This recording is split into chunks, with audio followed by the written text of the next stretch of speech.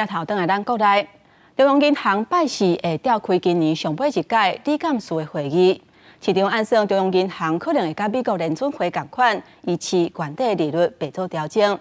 那专家是认为讲，国内消费者物价指数 CPI 落到3%以下，加上大选都要到啊，对政策甲经济来考虑，百面是袂成熟。而且明年国内通货膨胀的走势可能会放慢，不过物价袂随落，而且影响市场合理反映成本，物价可能要是会起。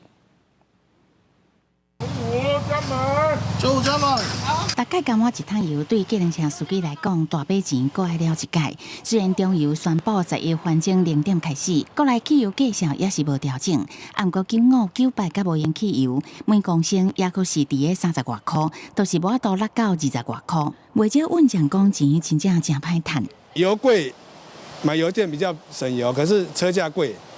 那你买汽油车就是要加油啊，油太贵啊。根本投资划不来啊！我们这样子每天这样跑起来，还是真的，一个月也都要差不多要3万块钱的油钱呢，没有赚头。看国内最近消费者物价指数 CPI 虽然有较温和，落到3%以下，主计总署也预估明年 CPI 会降到剩1.64%。不过有专家认为，短时间内物价也是有起价压力。即使没有这种短期的黑天鹅这些冲击，还是很有可能会使得这个物价会有一个持续上升的这个压力存在。这个世界正在要求必须要在生产过程里面去计算入所有的合理成本。2023伫要进入尾声，那美国联准会要公布今年最后一届利率决策会议，国内央行也要伫拜四举行第4届理监事会议，市场预测央行的利率可能维持无变动、无调整。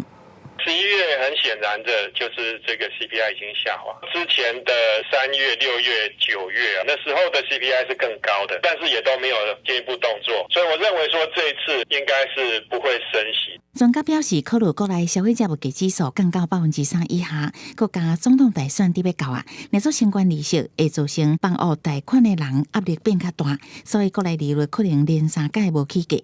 若是什么时阵有机会降低利息？国内专家预测上近明年下半年。